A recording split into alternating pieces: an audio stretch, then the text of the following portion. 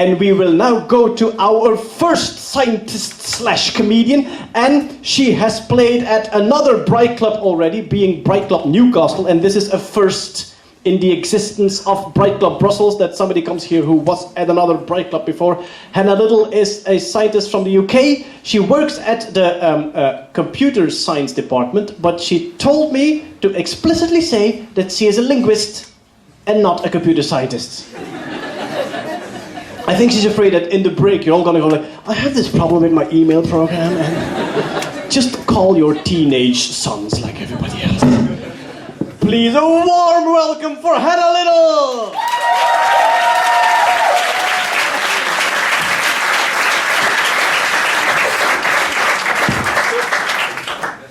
Thank you. Hello, I'm Hannah, and I'm going to talk about PLOS. I really love PLOS. Does everyone or anyone know what PLOS is? It's the Public Library of Science. So they're a company that publish open access journals. So that's journals that the general public can access, that the general public can read, and that the general public can have all sorts of uneducated opinions about. And PLOS have lots of journals. For instance, they have PLOS Biology, PLOS Medicine, PLOS Genetics, but my absolutely favourite PLOS journal is PLOS 1, also known as all of the shit that wouldn't go in any of the other journals. And they have some really, really ridiculous research in PLOS 1. I have a list of papers that are being published in PLOS 1, just so you can all get a good idea of where your taxpayer money is going. So the first one is called Walking Like Dinosaurs. Chickens with artificial tails provide clues about non-avian theropod locomotion. That one's about some scientists decided to stick some plasticine to the back ends of chickens to investigate how dinosaurs walked. The second one is fellatio by fruit bats prolongs copulation time. And that one's about how fellatio by fruit bats prolongs copulation time.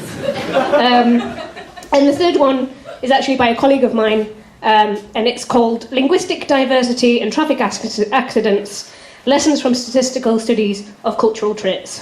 So that one is about how the number of languages spoken in a country significantly correlates with the number of deaths by car crash in that country. So I suppose we're all thrilled to live in a country with 3 official languages, with 53 languages spoken in Brussels. So I know what everyone's thinking. Why on earth would these 2 things be correlated? The author, Sean Roberts, explains. The only explanation I could come up with was the following. People from countries with a higher linguistic diversity are more likely to die in a road accident because they can't understand the driver when they shout, "Get out of the way!" And he's called that Robert's Law of Linguistic Selection.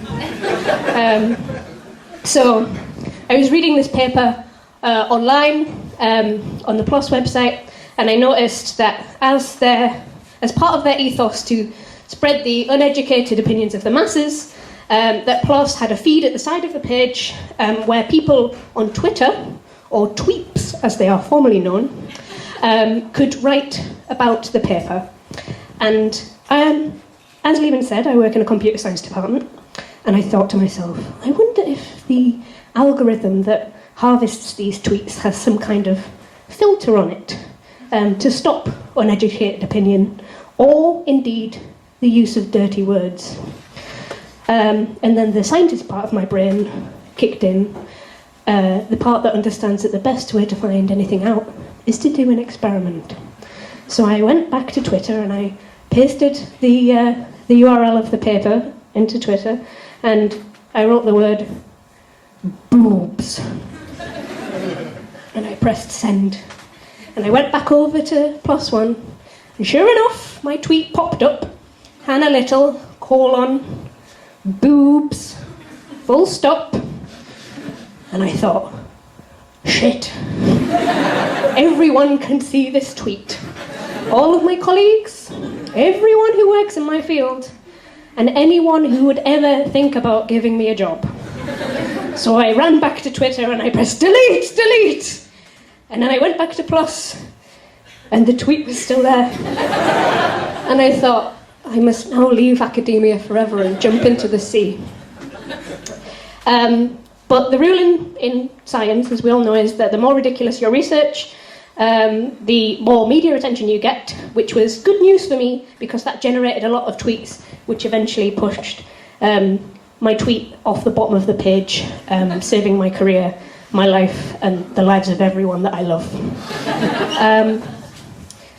But as I was sat there intently watching my tweet disappear, with my heart in my mouth, I noticed another paper, a link to another paper. And this paper was called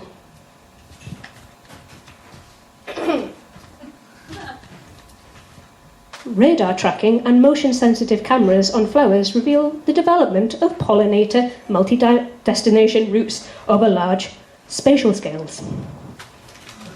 Oh, that's what I thought. Yeah? It's about bees. I'm a linguist. I study human language and how that evolved. But really, I think I probably went into the wrong field because of the amount of time I spend thinking about bees and reading about bees and wishing I was a bee. So bees are incredible. They have their own language, and it's called the waggle dance. And I bring it up for 3 reasons. The first is, it's fucking cool. The second reason is, it is necessary knowledge for the rest of my set. And the third reason is that at least 5 people in the audience requested that I do my waggle dance on stage this evening, including 2 people who I've never met in my life before. So, bees have a language, but they're only really interested in communicating about one thing, which is, where are the flowers? And they're interested in 3 things about the flowers. The first thing is, in what direction are the flowers? And they do this by waggling their little bee bums in an angle in relation to the sun in the direction of the flowers. The second thing they're interested in is how far away are the flowers in that direction, and they do that by the duration of the dance.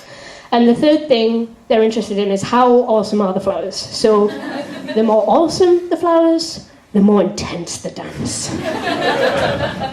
So, for example, if I were a bee, and I wish I was, and I wanted to communicate about some flowers in, I don't know, Erps Querps. You see, I was wondering this, and that place name for me is hilarious. Like every time I'm on the slow train and it goes, de Volken de Halter is Erps Querps. I just piss myself laughing, but it's good to know that it translates. Okay, so I position myself in relation to the sun in the direction of Erps Querps. I can't see the sun right now, so I'll just face this way.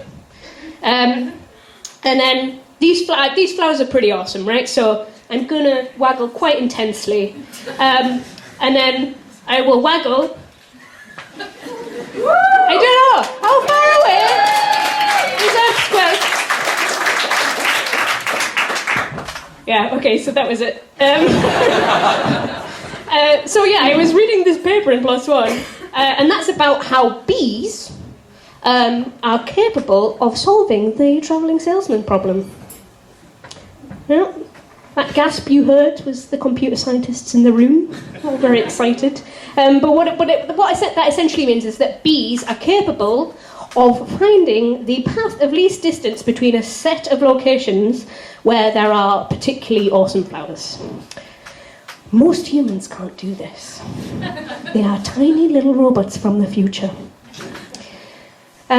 So the way that the scientists found this out is that they designed these tiny little cameras which looked like flowers, and they put these in several destinations so that they could see which bee visited which location in which order, right? Which is really, really clever, right? But it's not the first solution.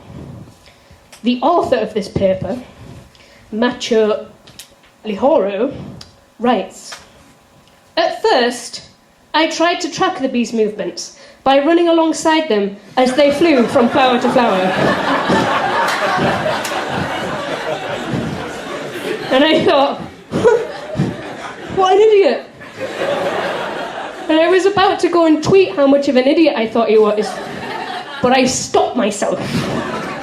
That's it. Okay.